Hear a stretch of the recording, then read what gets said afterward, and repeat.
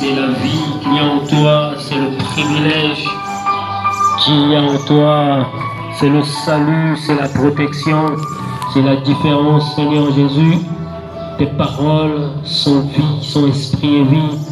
Saint-Esprit de Dieu, je te prie, ô Dieu, de bien vouloir, Seigneur, te répandre par ton esprit en ce moment éternel. C'est toi qui sauves les cœurs là. C'est toi qui dégage ce qu'il y a en haut et qui le fait retentir ici sur la terre. Mon Père, que ton règne vienne ici, en ces lieux, en cet instant, dans cette circonstance, que ton règne vienne, que le royaume de Dieu soit ici présent, que ta puissance éclate, que l'esprit des quatre vents souffle de tout endroit, Seigneur Jésus, que Dieu règne, éternel, que ta volonté soit faite. Donne-nous en ces instants ce pain qui est bien plus que ce que l'on peut acheter. Le pain, Seigneur, qui nous fait lever, le pain qui redonne de la force à notre âme, le pain qui redonne de la vision et de la vigueur à notre esprit, le pain véritable, ta parole. C'est celle-là qui change notre position, c'est celle-là qui change la circonstance, c'est celle-là qui donne le temps, c'est celle-là qui donne le tempo, c'est celle-là qui a créé. Que cette parole se fasse entendre et que l'esprit de vie suive la parole afin que ce qui se fera entendre s'accomplisse. Comme Moïse entrait dans cette nuée, Seigneur, engloutis-nous par la véritable nuée, Seigneur. Que nos vies soient englouties par la véritable nuée. Que nous soyons en toi, Jésus, là-haut, sur la grande montagne, là où vont les aigles, Seigneur Jésus, sur le rocher. Au-delà des firmaments, emmène-nous, Seigneur. Que ton nom soit sanctifié aussi, Seigneur. En ces instants, nous avons ainsi prié. Amen. Vous asseoir, que Dieu vous bénisse.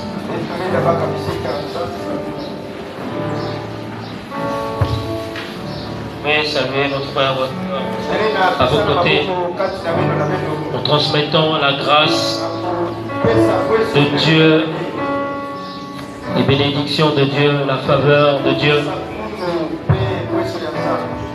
Car l'Éternel est bon, il est vivant. Et s'il nous a rassemblés, c'est parce qu'il a encore quelque chose à accomplir.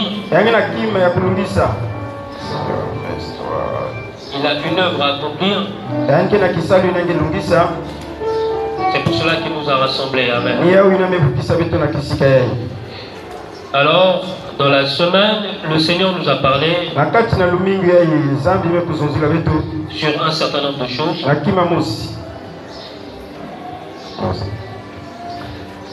Il nous a parlé sur un certain nombre de choses. Le dimanche passé aussi, on en a parlé. On a parlé de la nature de Dieu. La nature de Dieu qui renvoie à chaque fois ce que Dieu est.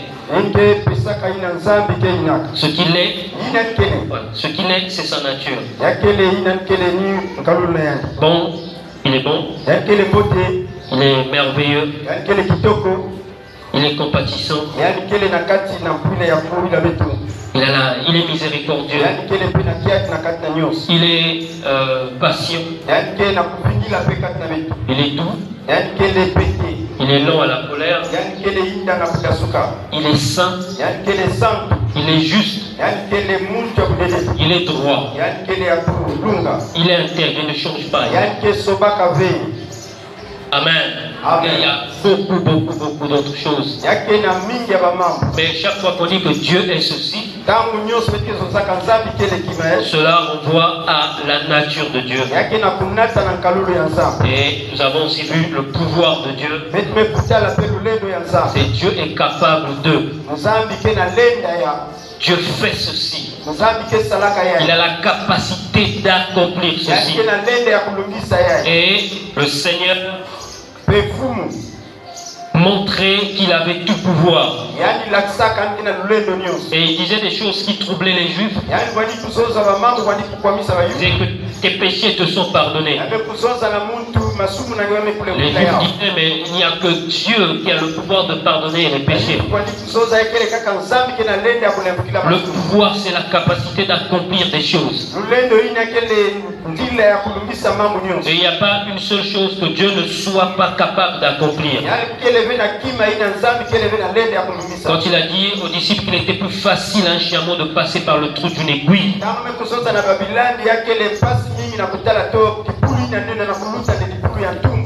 qu'il était plus facile à voir cela plutôt qu'à un riche de rentrer dans le royaume. Les disciples se sont dit, mais finalement, qui peut être sauvé? Personne ne peut être sauvé. Puisqu'en réalité, tu ne peux pas passer par le trou d'une aiguille. Jésus a dit, cela est impossible aux hommes, mais rien n'est impossible à Dieu. Donc Dieu est vraiment, il n'y a rien que Dieu ne soit pas capable de faire. Il n'y a rien que Dieu soit incapable de faire. Il n'y a aucune situation que Dieu soit incapable de résoudre. Il n'y a pas de circonstances pour lesquelles Dieu ne soit pas capable de nous rendre vainqueurs. Et les circonstances ne se ressemblent pas. Certains peuvent être dans des péchés profonds, des péchés tenaces qui durent depuis 20 ans, 25 ans, 30 ans. Des démons qui oppressent et qui poursuivent pendant longtemps.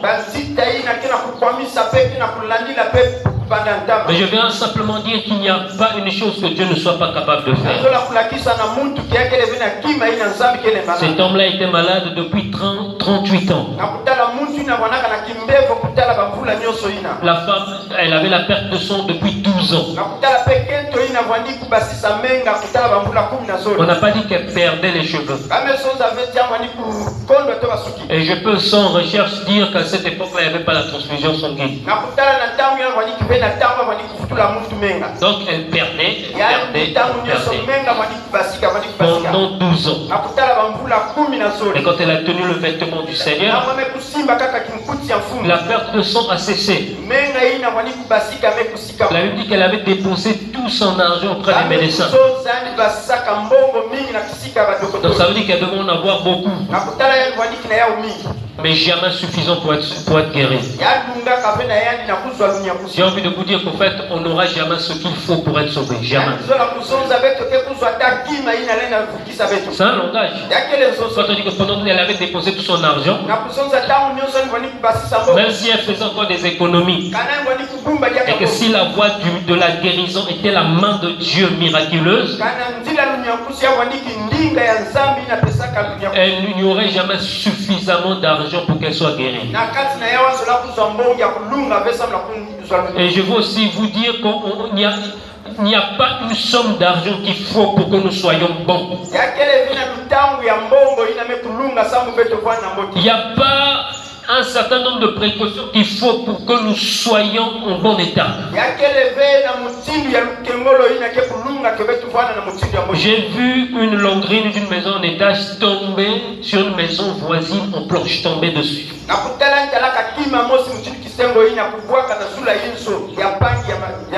Et celui qui était dans la maison en planche, il dormait. Je peux te dire que la précaution, c'est éviter de sortir. Moi, je n'aime pas sortir. Parce que le dehors est mauvais, c'est dangereux. Amen. Mais ça veut dire que ce jour-là, cet homme pouvait mourir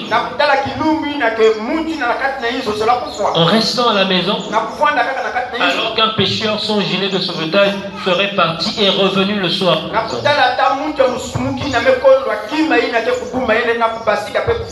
Il n'y a rien, retenez ceci, il n'y a rien. Il n'y a rien qui vous gardera dans la paix. Il n'y a rien qui sera pour vous une sécurité, absolument rien.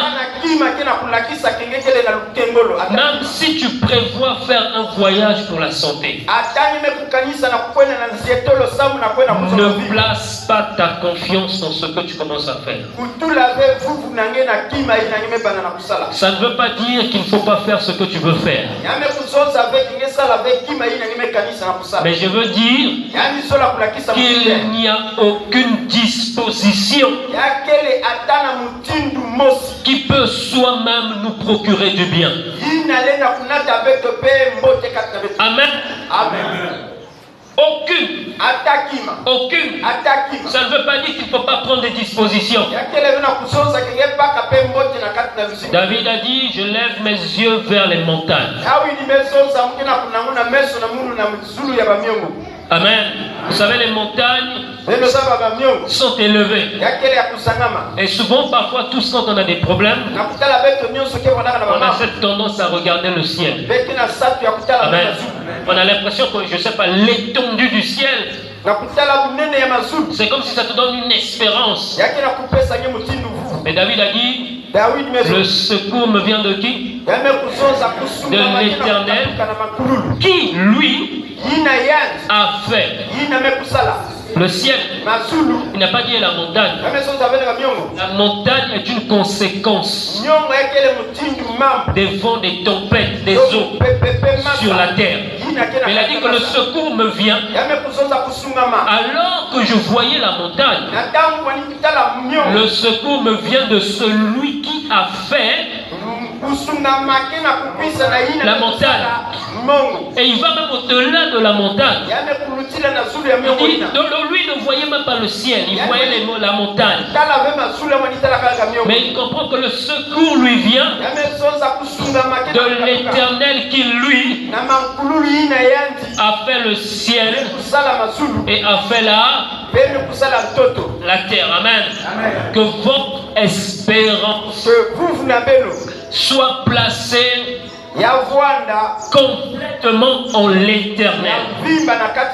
Amen. Amen. Que votre espérance soit placée complètement en l'Éternel. Amen. Et je veux que vous preniez avec beaucoup de considération ce que je suis en train de dire. Amen. Je vais vous dire pourquoi. Est-ce que quelqu'un dans la foule, le frère Silver, si tu as une Bible,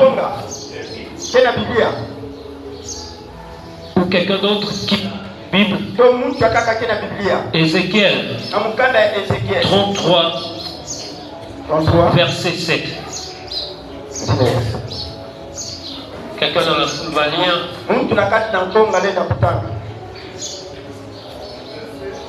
7.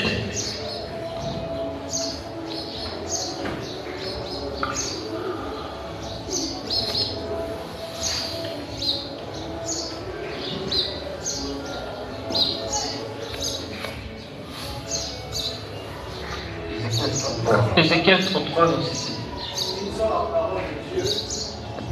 Ézéchiel 33, verset 7.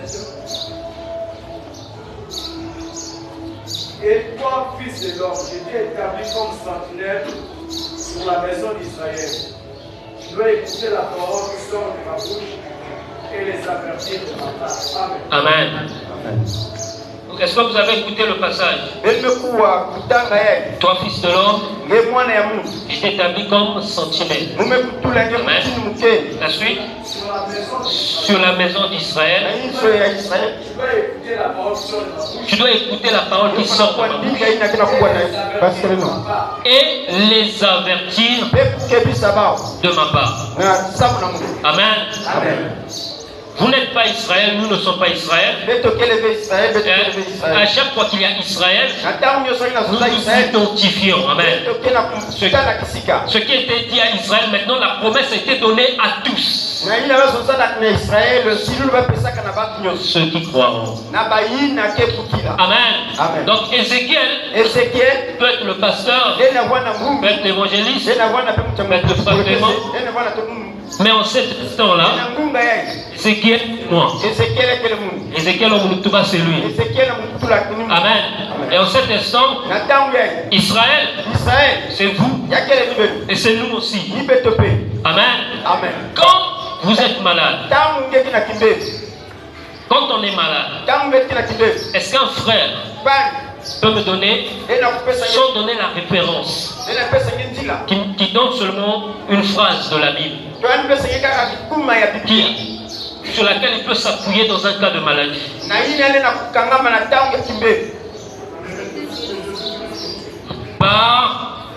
Par ces meurtrissures, nous sommes guéris.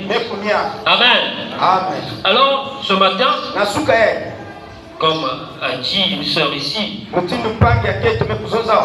et je ne sais pas, amen, et je ne viens pas troubler l'église, je ne trouble pas l'église, mais c'est important que je le dise, comme Moïse aussi est allé rendre témoignage au milieu de ses frères. À l'instant que je vous parle, je ne sais pas comment va mon fils, à l'instant que je vous parle, parce que j'étais peut-être sur le point de ne pas venir à l'église, parce qu'il allait très mal, amen. Et je suis allé aux toilettes. Et souvent, même pour les prédications, parfois je dis Seigneur, donne-moi un passage.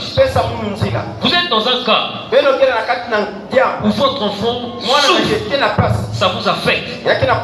Vous demandez à Dieu de vous donner une parole. Voilà la parole que vous donne. Ça veut dire quoi? Dieu est en train de te dire, tu vas aller à l'église et tu vas aller prêcher. C'est ce qu'il te dit. Il est en train de te dire, ton fils va mal, tu me demandes que je te dise un mot.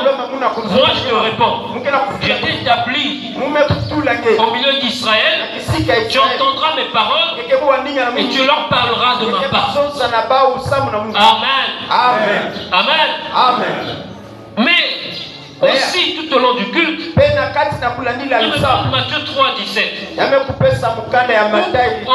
On voit, il y a la voix qui s'est fait entendre. Celui-ci est mon fils bien-aimé, en qui j'ai placé toute mon affection. Et celui dont on fait mention ici, c'est le Seigneur Jésus. C'est pour dire que ce Jésus qui m'envoie, il est bon. Il ne peut pas me piéger. Amen. Il ne peut pas me mettre en difficulté. Et il ne peut pas vous mettre en difficulté. Amen.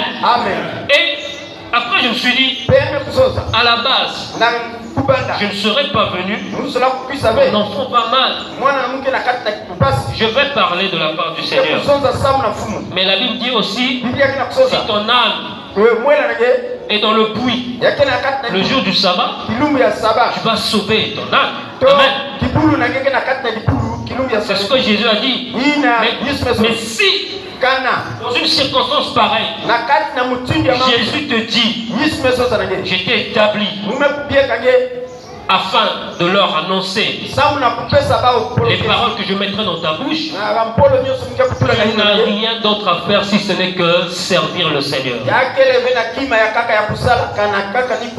Et quelqu'un m'a dit, le frère Jérémie m'a dit, le Seigneur a dit, si tu ne peux aimer celui qui aimera son père, sa mère, son frère, amen, sa famille, plus que le Seigneur, n'est pas digne de le suivre. Donc à l'instant présent, je vous dis, J'ai laissé ma maison. J'ai laissé mon fils. Amen. Dans un état donc à 11-12, je ne sais pas ce qu'il a. Mais dès lors que Jésus m'a dit, tu vas là-bas, j'y vais. Amen. Sur la base de son instruction. Mais aussi, je sais que si tu t'occupes des enfants de Dieu, Dieu s'occupera de tes enfants. Amen. Et aussi pour dire qu'il faut prendre la parole de Dieu au sérieux. Comme a dit la sœur, vous ne savez pas aussi dans quelles circonstances on vient vous annoncer la parole. Amen. Vous ne savez pas aussi au prix de quel sacrifice. À cet instant, je ne vous demande pas de prier pour lui. À cet instant, je vous demande d'écouter la parole. Amen. Je vous demande d'écouter la parole. Parce que hier, je disais, le dimanche, j'ai dit, apprêtez-vous à traverser des épreuves. Et je vous dis que la vie est difficile. Quand tu ne sens pas la difficulté de la vie, c'est seulement parce que Dieu t'a épargné des difficultés. Amen. C'est parce qu'il a déjoué. Amen. C'est parce qu'il a déjoué. Et le Seigneur nous disant, nous devons être une maison de prière. Prier, amen. Ne priez pas à la volée. Priez avec foi, avec votre esprit, avec votre cœur. Amen, avec votre cœur. Quand tu sais, quand ça ne te concerne pas, tu peux rapidement dire, mon frère, ne t'inquiète pas. Mais quand ça te concerne, parfois tu ne feras pas autant. Mettez votre cœur, mettez votre esprit dans la présence du Seigneur. Pas seulement à cause des problèmes, mais comme étant une vie. Amen. Comme étant une vie. Demeurez dans la présence du Seigneur. Soyez une église de prière. Ne soyez pas troublés. Placez votre confiance en l'Éternel. Amen. Placez votre confiance en l'Éternel. Et je peux vous dire que quand j'ai eu cette réponse, la Bible est grande. Hein? Vous tombez, c'est pas, j'ai pas ouvert au hasard. Faites de l'Éternel votre priorité. Je vois qu'il y a un silence. Mais nous connaissons ce passage. Celui qui aimera son père, sa mère, son frère, sa soeur, plus que moi, Jésus, n'est pas dit de me suivre. Bien, et voici pour toi, nous avons quitté. Nous avons quitté nos familles. Oui, vous obtiendrez au siècle présent des femmes. Au siècle à venir, la vie éternelle. En fait, vous rentrerez dans mon royaume. Alors pour rentrer dans le message, j'aimerais dire à ceux qui n'étaient pas là en semaine que Dieu nous a parlé dans Genèse chapitre 1. Il a dit au commencement, il est écrit au commencement, Dieu créa les cieux et la terre. Si vous voulez trouver un terme, moi je peux noter ça comme le Dieu de l'épreuve. Au commencement, Dieu créa les cieux et la terre. Alors pourquoi on en parle? Les gens pensent que Dieu est présent seulement dans des situations quand tout va bien. Les gens pensent que Dieu est au rendez-vous seulement quand il répond immédiatement. Les gens pensent que Dieu est présent quand c'est du tic au tac. Mais quand il commence à être dans la difficulté, quand ça commence à mettre du temps, amen. Et quand la chose ne paraît pas bonne, quand la chose paraît difficile, quand tes parents comme n'ayant pas pas de sens, de goût. Très souvent on se dit que non, Dieu n'est pas dedans. Dieu n'est pas dedans. Parce que ce que Dieu fait est merveilleux. Mais dans l'Apocalypse, il est dit qu'il est l'alpha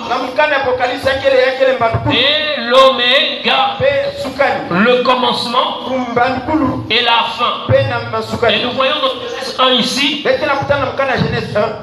Dieu est annoncé dans une œuvre du commencement et dans l'alpha de la création, des nuages, de la terre. Nous voyons ce qui suit. Au commencement, Dieu créa les cieux et la terre.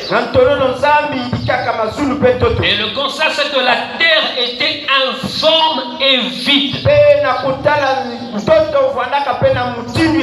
Ce n'est pas que Dieu a fait une terre qui était informe et vide. Mais il a dit que la terre soit. Et la terre qui fut sous l'ordre de Dieu était informe et vide. Et la Bible ajoute qu'il y avait des ténèbres à la surface de l'abîme. Et l'Esprit de Dieu se mouvait au-dessus des eaux. Ça veut dire que quand Dieu a commencé à créer et qu'il a créé la terre était en forme. Quand vous voyez la carte, voilà. Quand vous voyez la carte, vous voyez il y a une forme, le globe. Quand vous voyez la terre comme ça, par rapport au relief, vous voyez une planéité. Mais au commencement, la terre était informe. Donc tu ne peux même pas décrire. Et non seulement qu'elle était informe, elle était aussi vide. Cette terre qui était informe et vide était l'œuvre de la création de Dieu. Ça veut dire aussi que Dieu dans ta vie, il peut commencer à faire des choses qui sont informes et vides. Ce n'est pas parce que c'est informe et c'est vide que Dieu n'est pas là.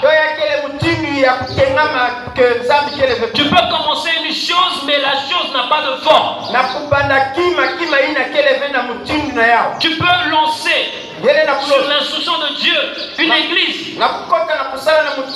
Mais l'église, pardon, vas-y. Mais l'église est vide. Amen. Il y a 3 personnes.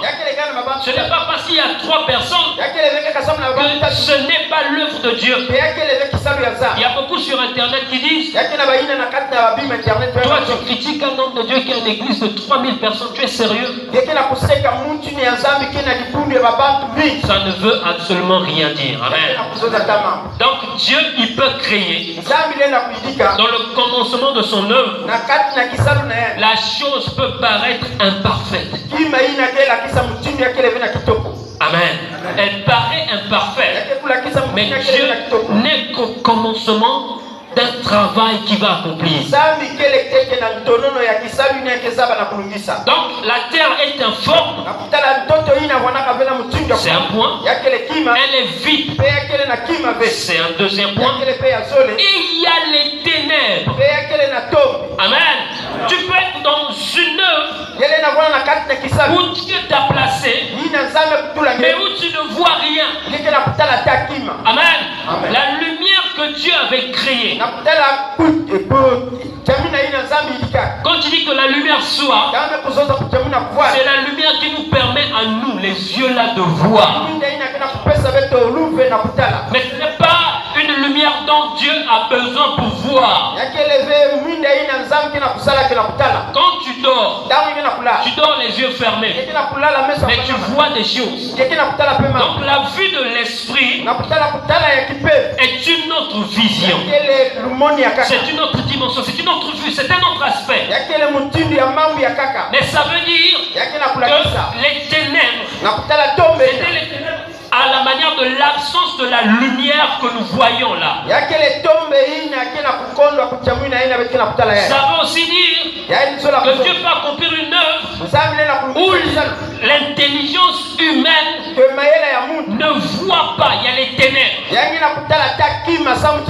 Et les ténèbres, c'est quoi? C'est quand l'homme ne voit pas. Amen. Ça fait que la médecine n'est pas en train de trouver le problème, c'est les ténèbres. Ça peut être un dossier que le tribunal n'arrive pas et on ne comprend pas. Ce sont les ténèbres.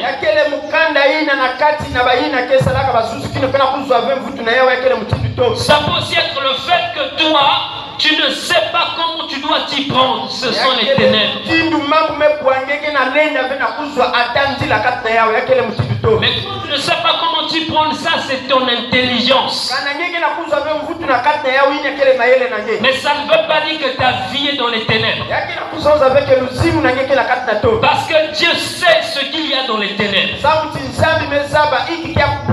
Et si c'est Dieu qui conduit ta vie, il a un plan à accomplir. Donc de façon brève, l'œuvre de Dieu était une œuvre où on a vu un résultat d'une terre informe, vide et dans les ténèbres. Mais nous avons vu que malgré cette circonstance, l'Esprit de Dieu n'était pas hors. La Bible dit que l'Esprit de Dieu est en train de se mouvoir sur les eaux. Donc l'Esprit de Dieu était là. Et nous pouvons aussi faire un parallèle.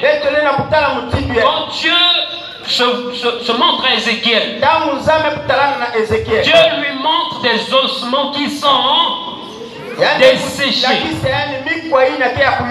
des os qui sont secs, et il lui demande de prophétiser sur ces ossements, qu'il proclame les paroles de l'Éternel. Nous voyons la terre informe, vide et dans les ténèbres. Nous voyons aussi qu'il y a des ossements desséchés. Et pour la terre, nous voyons que ce qui a été placé dans la terre a été créé par Dieu au moyen de la parole. Donc, la terre qui était informe et vide a obtenu une forme et il y a eu du contenu au moyen de les ossements qui étaient desséchés. On a demandé à Ézéchiel de prophétiser, donc de parler. Donc il y a eu les nerfs, il y a eu la chair, il y a eu le sang, il y a eu la peau et il y a eu l'esprit, la vie, au moyen de la parole. Donc une œuvre peut être sèche. C'est le début de toute chose ou d'une chose. Mais au moyen de la parole, la perfection sera rendue manifeste. Et vous allez voir que pour Ézéchiel, quand Dieu lui pose la question si les ossements peuvent vivre, Ézéchiel dit, Seigneur, tu le sais. Et quand Dieu lui demande de prophétiser, Dieu ne lui laisse pas le libre choix. Dieu lui dit prophétise et dit. Ça veut dire quoi? Que ce que Dieu aurait dit sur les ossements, il a pris ses propres paroles, il les a données à Ézéchiel. Donc il a pris ses paroles, il les a mises sur Ézéchiel. Et comme Ézéchiel va dire, c'est exactement ce que Dieu devait dire. Et puisque ce sont les paroles de Dieu, ces paroles-là vont s'accomplir. Donc on passe de l'imperfection à la perfection par la parole. Par la parole de Dieu. Amen. On passe du vide au complet par la déclaration, par la parole du Seigneur.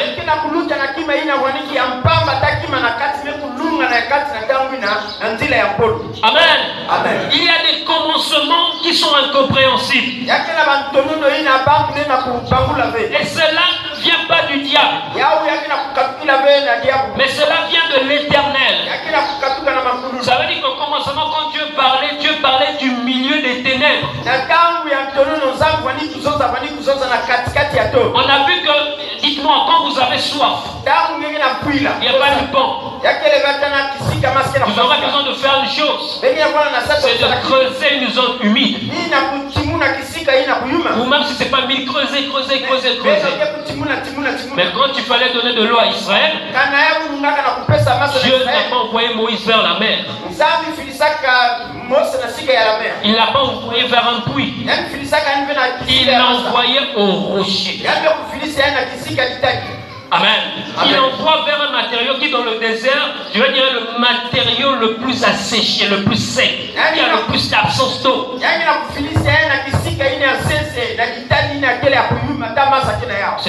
J'ai envie de dire, c'est un problème. Seigneur, je te pose un problème. Nous n'avons pas d'eau. Toi, tu m'envoies sur une pierre. Mais attendez, si par exemple, ceux qui ne comprennent pas le vili, même s'ils sont plus bas, on te donne une pierre. Tu es méchant. Frère, j'ai besoin d'eau. Toi, tu me vois là où il y a la pierre. Tu me vois, tu me demandes d'aller à la pierre. Donc, attends. Nous, on a besoin d'eau. Tu nous envoies la pierre. Mais je vais vous poser une question. Israël avait besoin de quoi? Il avait besoin d'eau. Ce n'était pas à eux de définir où est-ce que l'eau devait sortir. Quand je venais en taxi, j'arrive là. Le chauffeur me dit, on fait comment? Je lui dis, on va contourner la pharmacie pour venir de cette ruelle. Il me dit, cette ruelle, il a clignoté à gauche, là où il ne faut pas passer, les passer. Parce que ma réponse, ce n'est pas trop la réponse à sa question. Lui, il veut savoir c'est quelle ruelle. Ce n'est pas le chemin qu'il doit prendre pour prendre la ruelle. Lui, il me dit, c'est où? La ruelle, c'est où? Il faut contourner. Il dit, c'est là. Il a clignoté les passés. C'est un langage, c'est la même chose. Vous avez besoin de quoi? Vous avez besoin de quoi? Seigneur, on a besoin d'eau, donc nous partons vers la mer. Non, tu as besoin de quoi? Ils avaient besoin d'eau. Dieu envoie Moïse au rocher. Et c'est pour ça la foi, c'est pas ce que je vois. Parce que si c'est ce que je vois, le rocher ne peut pas être une source d'espérance quand j'ai soif. Tout sauf le rocher, je ne peux pas même le sable. Peut-être qu'en creusant, Je ne peux pas même l'herbe, peut-être qu'en pressant. Mais parfois, si Dieu t'envoie vers ces choses, tu n'auras pas une espérance placée en Dieu. Donc ce que Dieu fait, il envoie Moïse dans une condition où en réalité l'intelligence, c'est contraire à l'intelligence. Vrai ou faux? C'est contraire à l'intelligence. C'est pas possible. Comment j'ai besoin d'eau, on m'envoie au rocher. Maintenant j'ai une question à poser. L'eau était-elle sortie du rocher, oui ou non? C'est pour ça ne cherchez pas la mer. Ne cherchez pas l'océan. Cherchez l'Éternel. Vous avez soif, cherchez l'Éternel. Vous avez faim, cherchez l'Éternel. Vous êtes malade, cherchez l'Éternel. Je ne comprends pas comment quelqu'un peut être mordu par un serpent et il va regarder un métal. Et c'est ça qui va le guérir. Parce que le salut vient de l'Éternel. Je suis là, je cherche l'Éternel. Amen. Je suis malade, je cherche l'Éternel. Parce que même à l'hôpital, c'est l'Éternel qui va donner la bonne orientation. Quand il y avait Covid, en 1er janvier, j'ai piqué une crise des gaz, des crampes, j'ai perdu connaissance. Je peux bouger le pied. C'est donc mes deux beaux-frères, un à gauche, un à droite, ils m'ont pris pour mettre dans la voiture. Amen. Les gaz remontaient, je m'asphyxiais en plein Covid. En principe, quand tu arrives, détresse respiratoire ou difficulté respiratoire, protocole Covid. Et pourtant, ce n'est pas ce qui a été fait. Le médecin a posé la première question. C'était la bonne piste. Tu as un problème. Cherche l'Éternel. Amen. Ce n'est pas toi qui définis le moyen. Place ta confiance en l'Éternel. Et je veux que tu acceptes que Dieu est le Dieu des choses incompréhensibles. C'est le Dieu des choses incompréhensibles afin que nous ne puissions pas marcher par l'intelligence, mais afin que nous puissions marcher par la foi. Parce que si tu commences à comprendre toi-même, tu feras toi-même. Et je te dis même qu'il n'y a absolument rien à comprendre. Parce que la solution n'est pas de ce monde. J'étais à l'hôpital. Netcare. Les médecins ils ont dit pour un cas. Un cas, quelqu'un qui était au CMS, un retraité, transféré à Netcare. 3 semaines dans le coma. Les Minélés ont dit, le médecin dit, nous savons que vous les chrétiens, vous aimez prier. Je vous informe que moi, j'ai fait ce que j'avais à faire. Mon intelligence s'est arrêtée. Nous n'avons plus rien à faire. Nous vous demandons seulement de prier. La seule chose qu'ils avaient à faire, c'est de le garder sous oxygène avec un monitoring en voyant la saturation. Malheureusement, il est mort. Amen. Amen. Netcare a dit qu'ils avaient fait ce qu'ils savaient à faire. Que leur intelligence s'était arrêtée et qu'il fallait prier. Amen. Nous avons un frère ici qui a passé des moments difficiles là-bas. Mais qui n'a pas eu le même sort. Parce que le secours ne vient ni de l'Égypte, ni du Liban, ni de la Babylone. Le secours vient de l'Éternel. Amen. C'est pour cela que Dieu m'envoie vers vous pour vous dire, placez complètement votre espérance en l'Éternel. Prenez ce que je suis en train de vous dire, parce que vous ne savez pas ce qui va vous arriver demain. Amen. Vous ne savez pas ce qui vous arrivera demain. Ce n'est pas une mise en garde pour vous troubler. Mais c'est pour dire que Dieu peut avoir des débuts qu'on ne comprend pas. Dieu peut nous amener dans des circonstances qu'on ne cerne pas. Mais il a dit que votre cœur ne se trouble point. Que votre cœur ne se trouble point. Dans les ténèbres, dans l'absence de forme. Comme a dit la sœur Aïssa, je ne comprends pas, donc ma vie c'est quoi? C'est-à-dire quand son intelligence analysait sa vie. Mais c'est pas possible. Oui. Mais c'est un commencement. Et je dis que ta vie va avoir une forme parfaite. Je crois aux paroles du Seigneur.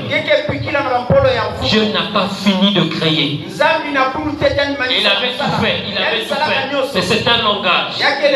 Si je pars dans Genèse, il n'était qu'au commencement de la création.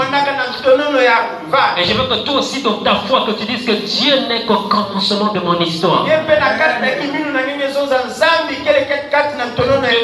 Que ce tourment que je suis en train de traverser, c'est pas la fin. Quand les gens étaient en train de boire aux noces de Cana, Jésus était là, il voyait. Et il savait que le vin était en train de finir.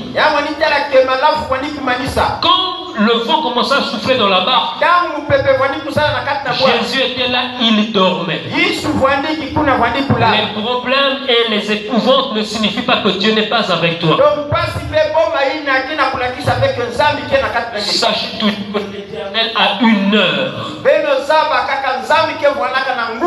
Amen. À l'heure de l'Éternel, là où tu avais besoin de la béquille, tu n'auras pas besoin de la béquille.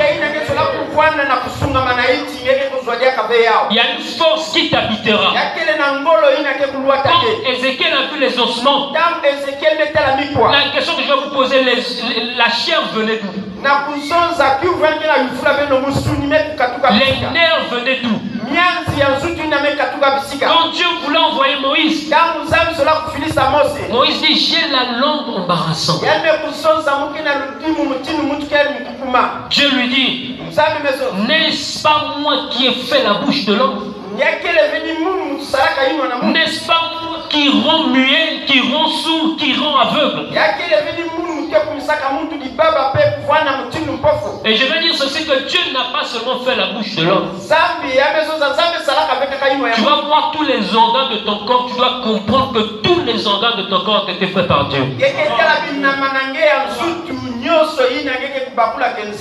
Qu'il soit rendu défaillant ou en absence de vie, celui qui a fait l'homme est capable de restaurer l'homme.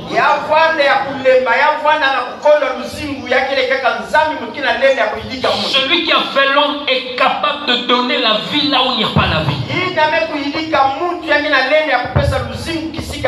Toi encore tu es vivant. Mais Lazare était mort. Mais toujours, pas par des pompes, pas par des mains, toujours par la parole. Lazare sort et Lazare est sorti. Et c'est pour ça aussi quand tu pries, tu peux dire: Seigneur, dis un mot pour moi. Et j'ai dit que quand Dieu dira un mot, ce n'est pas seulement une chose que tu peux écouter dans ton son. C'est une parole qui peut placer dans la bouche d'un autre. Et quand Dieu mettra ces mots, quand tu diras un mot, en monte, en descend, la chose s'accomplira. C'est pour cela, mes bien-aimés, quand nous prions aussi, nous demandons: Seigneur, dis un mot. Seigneur, accomplis ta parole. Amen. Et nous finissons par ceci. Une chose que nous allons comprendre, Exode, le chapitre 3.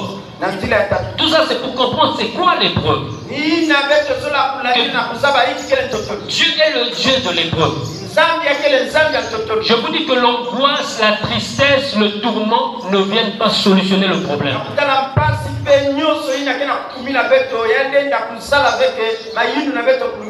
Et c'est pour cela aussi c'est important de se soutenir les uns les autres. Vous devez prier pour les uns, pour les autres, comme si c'était vos problèmes. Et vous devez savoir que des problèmes sont rendus manifestes aussi afin que la gloire de Dieu puisse éclater. Nous disons: Seigneur, que je trouve grâce à tes yeux, montre-moi ta gloire. Mais la gloire c'est bien le triomphe, c'est une action qui vient dégager quelque chose. Et vous devez donc comprendre que même dans les difficultés, l'Éternel est là. Que même dans le non-sens, l'Éternel donnera un sens. Amen. Même dans l'incompréhension, laissez-le faire. quand vous verrez la fin, vous apprécierez l'œuvre de l'Éternel. Mettez votre espérance en l'Éternel. Oubliez vos échecs d'hier. Dites, Seigneur, je te fais confiance. Amen.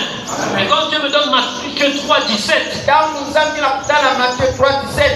Jésus est le Fils bien-aimé en qui Dieu plaça toute son affection. Ça veut dire qu'il est bon. Il est bon, Jésus. Il est bon.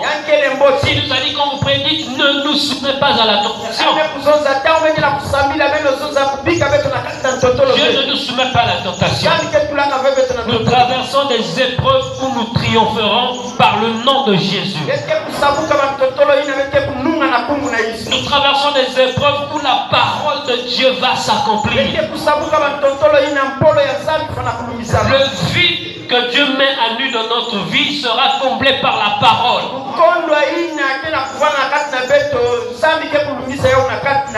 Il n'y a pas de couronnement sans combat. Amen. Il n'y a pas de couronnement sans persévérance. Aussi bien que nous sommes fils de Dieu, nous buvons aussi de la coupe de Jésus. C'est pour cela que les apôtres ont été malmenés. Ils ont été meurtris. On les a tués parce qu'ils ont bu de la même coupe. Ils ont bu la coupe du Seigneur Jésus. Alors nous lisons Exode 3. Moïse faisait paître le troupeau de Jéthro, son beau-père sacrificateur de Madian. La terre était informée. Moïse travaillait pour son beau-père. Ce n'est pas à nous de fixer le moyen par lequel Dieu va nous bénir. On peut se dire non, mais si, attends, si je travaille pour mon beau-père, l'autorité pour ma femme, mais c'est une autorité déjà perdue.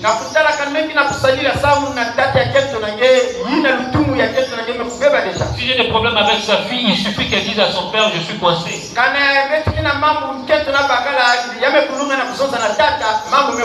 Recherchez seulement la volonté de Dieu et faites seulement la volonté de Dieu. Dieu peut te bénir et t'élever par ton beau-père.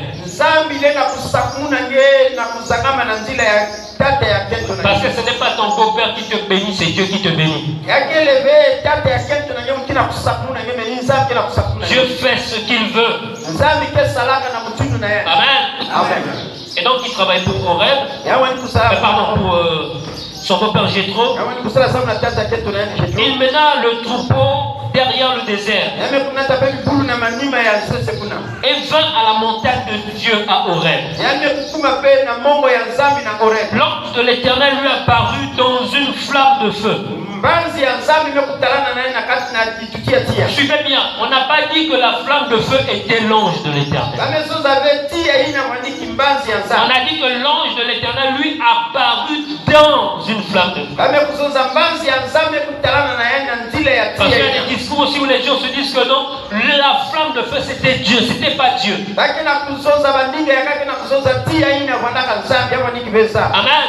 L'ange de l'Éternel lui apparut dans une flamme de feu. Au milieu d'un buisson. Amen. Et donc Dieu n'était pas le buisson. Il est le buisson ardent. À moins que vous y trouvez un sens spirituel. Le buisson là, ça existait à Horeb. Amen. Ça existait le buisson. Donc, qu'est-ce que Dieu fait? Il met du feu dans le buisson. Mais le problème, c'est que le buisson n'est pas en train de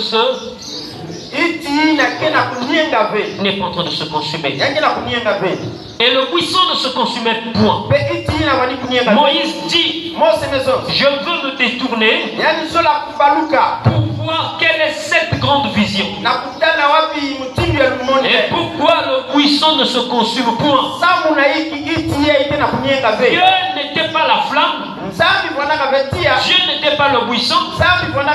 Ce qui attire Moïse, c'est comment j'ai un buisson dans un feu et que le buisson n'est pas en train de se consumer.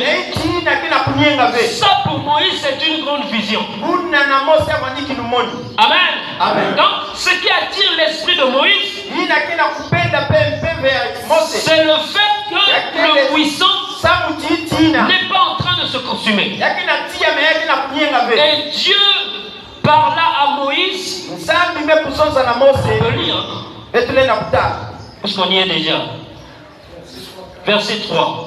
Moïse dit, je vais me détourner pour voir quelle est cette grande vision et pourquoi le buisson ne se consume point.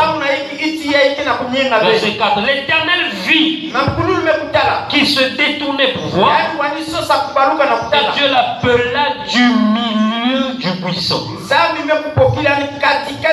Et dit Moïse, Moïse, il répondit, me voici. Dieu dit, n'approche pas d'ici. Porte tes souliers car le lieu sur lequel tu te tiens est une terre sainte. Et il ajouta, je suis le Dieu de ton père, le Dieu d'Abraham, d'Isaac, de Jacob. Amen. Moïse se cacha le visage car il craignait de regarder Dieu. Je prends ce passage. Moïse voit un buisson qui est dans une flamme, ou encore une flamme dans un buisson. Mais sauf que le buisson ne se consume pas. Et pour Moïse, c'est une grande vision. Et Dieu parle du buisson. De la flamme. Parce que la flamme est dans le buisson. Mais en réalité, ça veut aussi dire quoi? Si c'est une grande vision pour moi, vous allez voir qu'il y a des gens qui sont un buisson, qui sont dans des épreuves, qui sont une flamme, mais ils ne sont pas consumés, ils ne brûlent pas. Ça fait longtemps qu'ils sont dans un feu. Ils ne brûlent pas. Si tu es dans un feu, si toi tu es un buisson dans un feu qui ne brûle pas, qui ne te brûle pas, ça veut dire que tu buisson. Ça veut dire que dans le buisson, dans le feu, l'Éternel est là. Ça veut dire quoi? Vous dites que vous voulez voir Dieu. On dit qu'on veut voir Dieu. On veut l'entendre. Dieu ne parle pas seulement, je ne sais pas. Dieu dit, tu veux me voir, tu te promènes, il t'amène quelque part. Où tu vois quelqu'un qui est dans des problèmes depuis 20 ans. Mais les problèmes là ne l'ont pas détruit. Et tu vois que les problèmes là sont grands. Peut-être que si tu t'approches c'est chaud. Mais lui il n'est pas en train d'être consumé. Tu dis c'est une grande vision. C'est là où vous ne comprenez pas. Vous, une grande vision. Il y a des gens dont la vie est une grande vision pour d'autres personnes. C'est ça la Bible dit, vous êtes la lampe qu'on place sur la montagne. Ça veut dire on te voit, on voit des problèmes, mais tu n'es jamais fini. Mais les problèmes sont toujours là, mais tu n'es jamais consumé. Et Moïse a même laissé le troupeau. Il a laissé le troupeau de Jéthro. Il dit je dois comprendre cette grande vision. Quand Moïse s'approche, Dieu lui dit hâte Moïse, enlève tes souliers, car cette terre est une terre sale. Quelqu'un ne comprend pas que sa vie est une vie sale.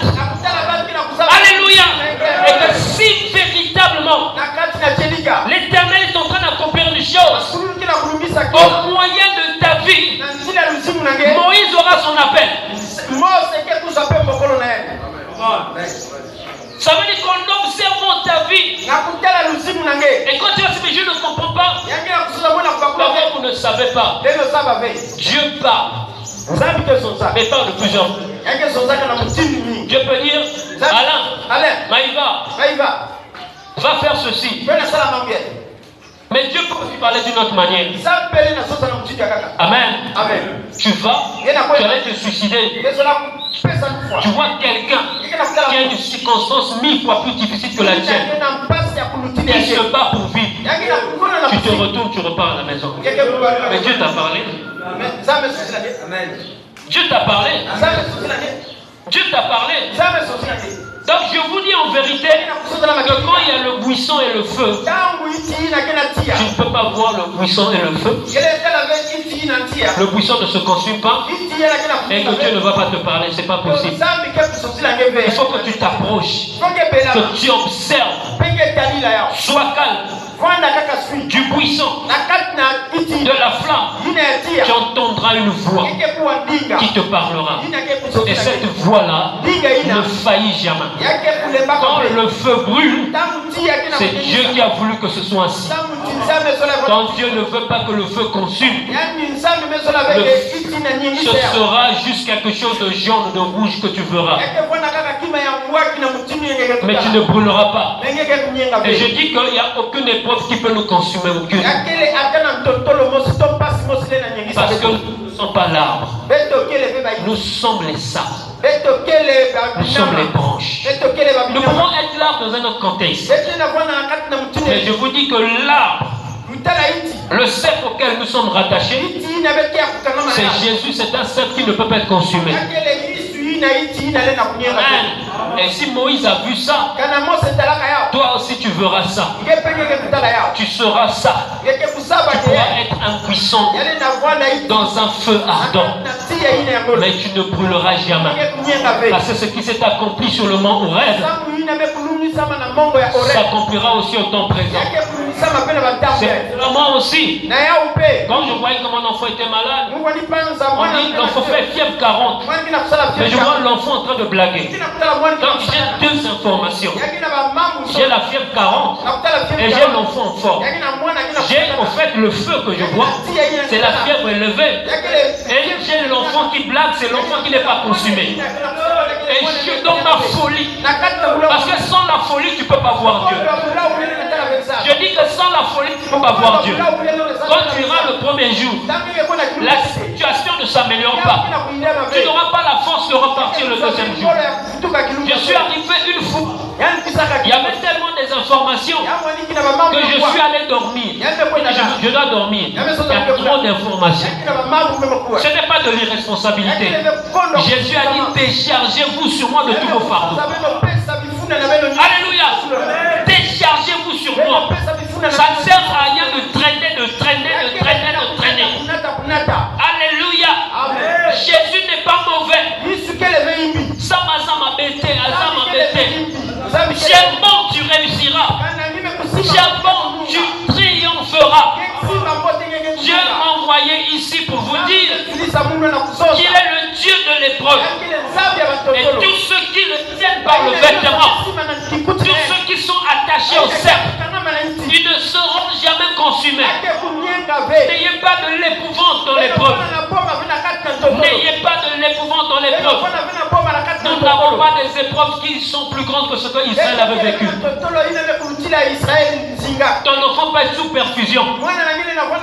Mais Israël, ce n'était pas un individu. C'est le peuple tout entier. On est devant la mer. Et derrière, ce sont les Égyptiens. Les enfants pouvaient être en train de pleurer. J'ai envie de dire que c'est une raison valable pour qu'il y ait le bruit. C'est une raison valable pour qu'il y ait le tumulte. Mais dès qu'il y a le tumulte, il y a le bruit, il y a le tumulte. Et Dieu n'aime pas le tumulte. Ressaisis-toi. Assieds-toi sur le rocher de David. Assieds-toi sur le rocher de Jacob. Assieds-toi sur le rocher de Moïse. L'Éternel qui m'a envoyé, l'Éternel qui t'a choisi, il est plus grand que moi. Il est plus grand que toi. Mais quelque chose de merveilleux, il est plus grand que l'épreuve. Et je vous dis que Israël a traîné sous les plaies. Non pas parce que Pharaon était fort, mais parce que Dieu endurcissait son cœur. C'est-à-dire que si Dieu n'avait pas endurci le cœur de Pharaon, au bout d'un moment déjà, Pharaon aurait laissé partir les enfants d'Israël. Quand il y a même eu la mort des premiers-nés, c'est pas que Pharaon était trop rebelle, mais c'est Dieu qui endurcissait son cœur. Quand tu vois que ton épreuve ne fait que durer encore, je dis continue encore de croire.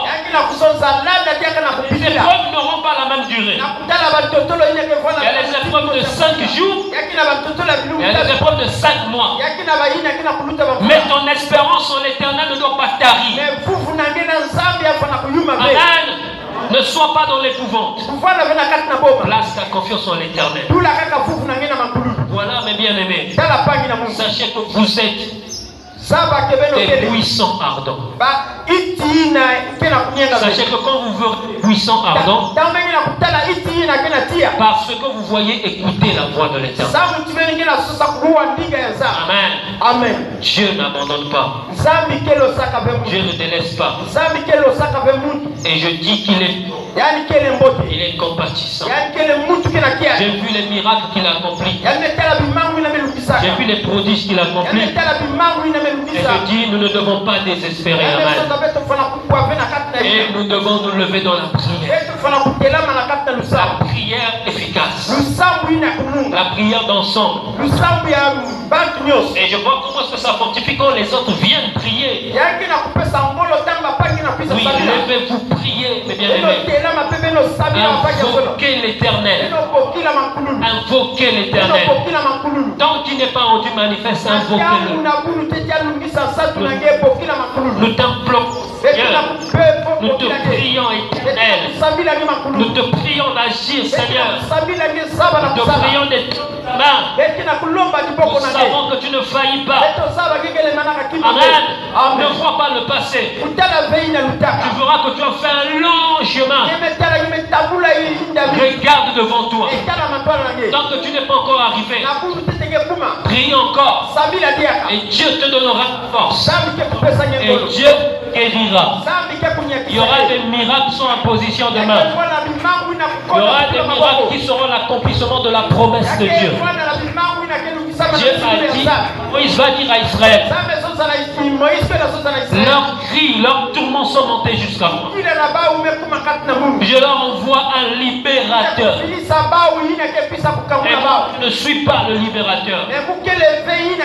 Le libérateur, c'est la parole qui sort de ma bouche. C'est cette parole-là qui libère. C'est cette parole-là qui change les vies. C'est cette parole-là qui transforme les vies. C'est cette parole-là qui restaure. Cessez de voir l'argent.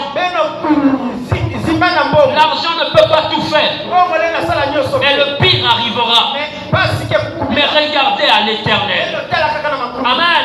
Cessez de voir la force physique. La main se lever comme ça.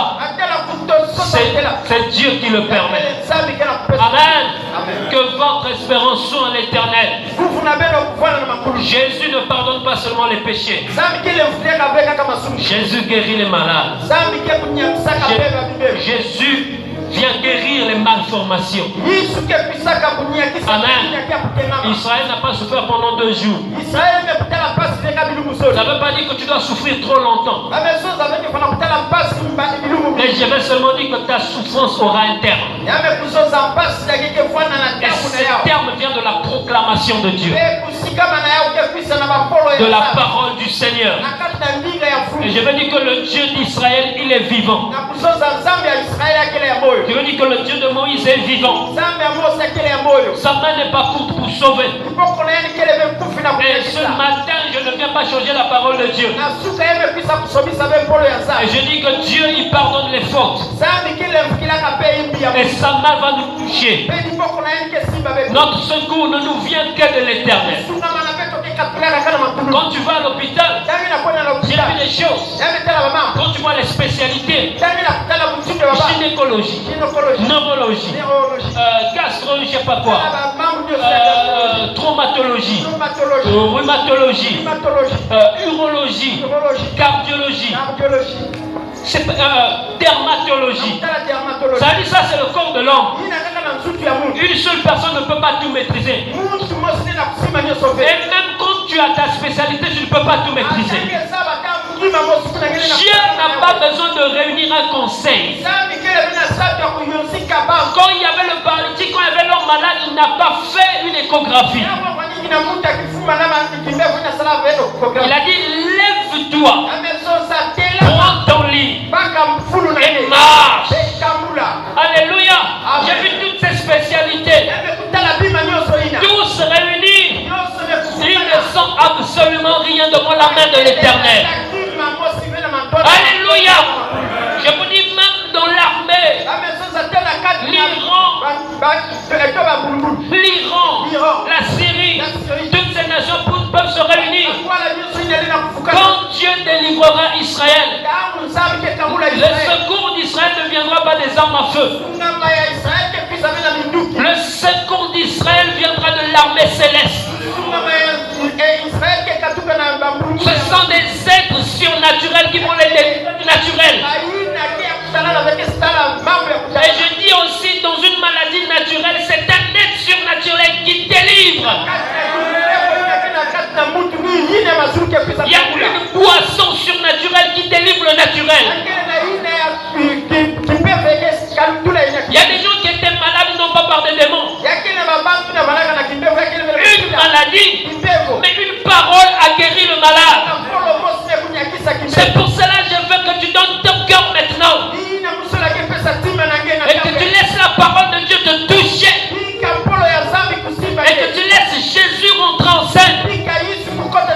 Parce que je t'informe que ce que tu veux faire n'est pas suffisant. Ce que tu veux faire ne suffira pas.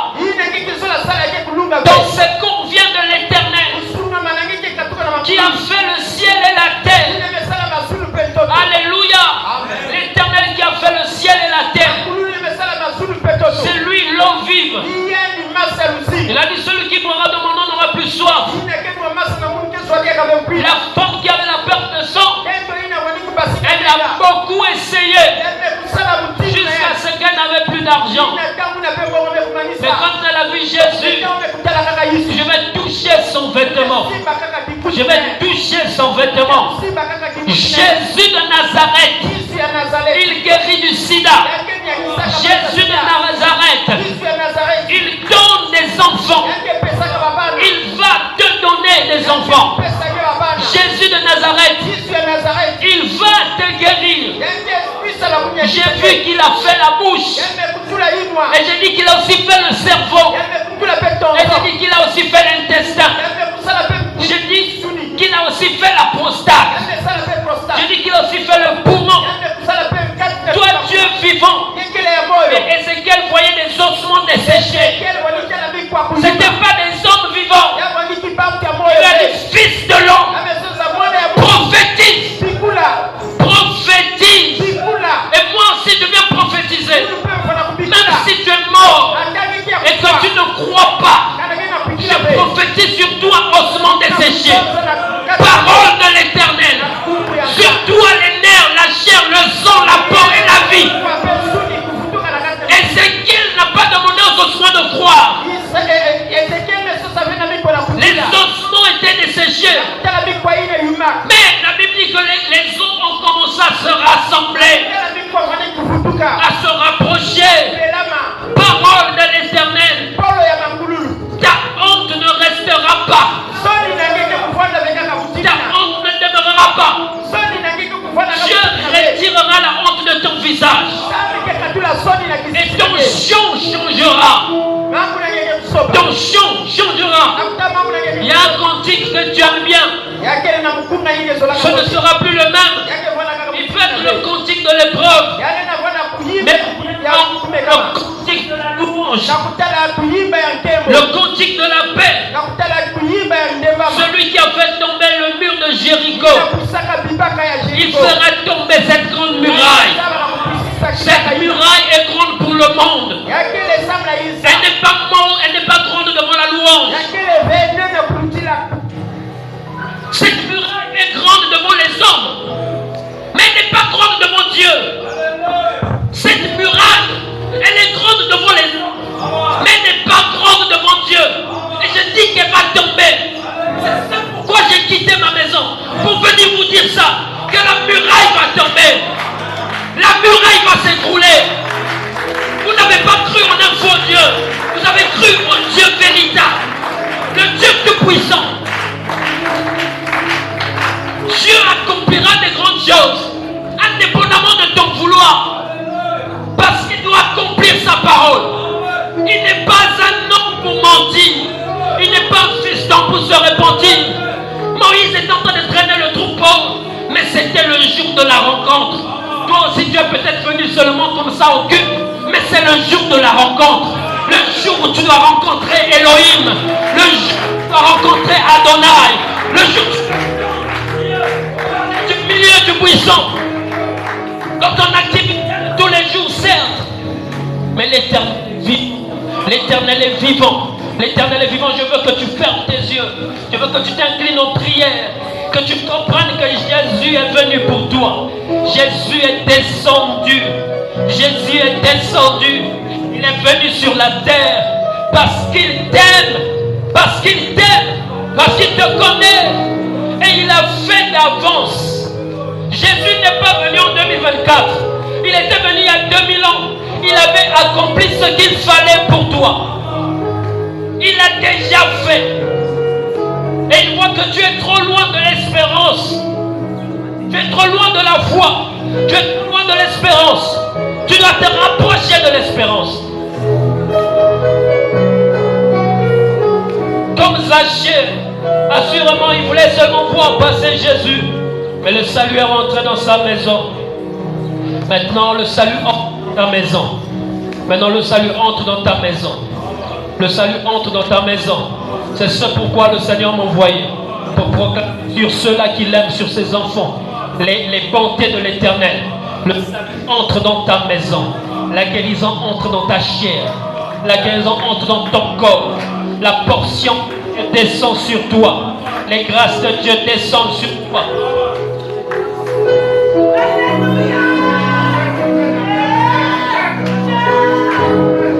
Les grâces de Dieu, le Dieu d'Israël, il est vivant. Le Dieu d'Israël, il est vivant. Le Dieu d'Israël est vivant. Le Dieu d'Israël est vivant. Jésus-Christ est vivant. Jésus de Golgotha est vivant. Il n'est plus sur la croix. Il est cité. Il est assis sur le trône. Et il jette son regard sur la terre afin de délivrer tous ceux qui croient en lui. Ils ne périront pas, ils vivront. Seigneur, tu es vivant. Tu es vivant, Seigneur. Tu es vivant, Seigneur. Oh Seigneur, tu es vivant et tu es compatissant, Jésus. Tu es vivant. Feu d'Israël. Feu d'Israël. Feu d'Israël. Seigneur, Élisée criait, char de l'Éternel. Char de l'Éternel. Nous avons plus que le char de l'Éternel. Celui qui est assis sur le trône. Oh Seigneur Jésus, que le fleuve de vie coule, Seigneur. Fais couler ici ton fleuve de vie, Seigneur. Ton fleuve de vie, Jésus. Là où il y avait une maladie incurable, le sang de Jésus vient arracher toutes choses. Seigneur Jésus, je te rends grâce, Père. Je te rends grâce pour ta vie. Je te rends grâce pour l'Esprit, Seigneur. Je te rends grâce éternelle pour toutes choses. Je te rends grâce éternelle pour toutes choses. Je te rends grâce éternelle pour toutes choses. Je te rends grâce éternelle pour toutes choses. Nos frères ont triomphé. David a triomphé devant Goliath. Nous aussi nous triomphons, Seigneur. Merci, Seigneur Jésus. Merci, Seigneur.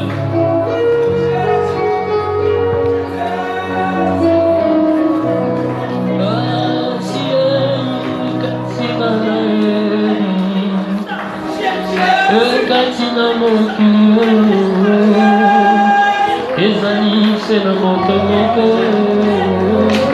oya kufela tunga emeleya nato katina mokili oyo babeta tolo bazali bazambe kasi ngana yebi katina mokili oyo bezali se na moko oyo ya kufela